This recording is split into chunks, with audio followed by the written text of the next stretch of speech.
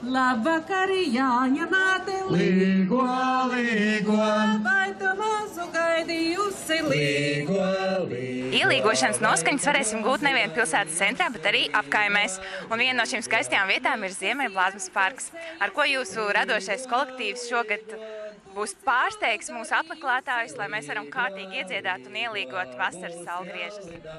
Jā, vispirms mēs ļoti ceram, ka šajā gadā būs lielisks laiks, jo, kā mēs zinām, vasaras mums tagad tādas ļoti interesantas, mēs nevaram prognozēt, bet mēs zinām, mēs ceram, ka laiks būs ļoti labs, tādēļ mēs visus gaidām mūsu skaistajā parkā, kurā aicinām cilvēkus jau no 6:00, 18:00 iejusties svētku noskaņās, bet 7:00, 19:00 sāksies svētku koncerts, kurā piedalīsies grupa Ilģi, kurā piedalīsies mūsu kultūras pils Ziemeļblāzma dziedātāji un dejotāji no mūsu kolektīviem, no mūsu koriem, no mūsu tautsdeju kolektīviem.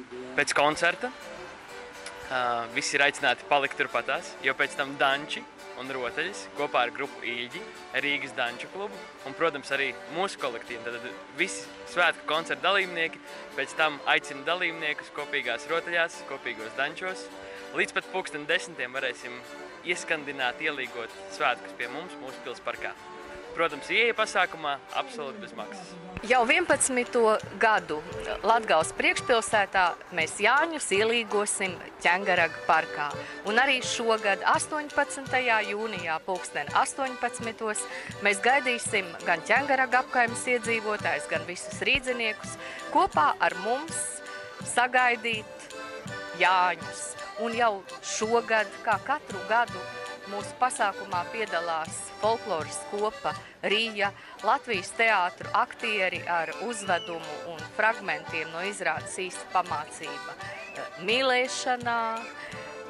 Kopā dejosim ar deju kopu Dižbramaņi, savukārt mūziķi Ingūna Kalniņa, Andris Daņiļenko, Žoržs Siksna, Inese Greste, Guntis Brancis aicinās visus dejot līdzi un dziedāt populāras latviešu melodijas.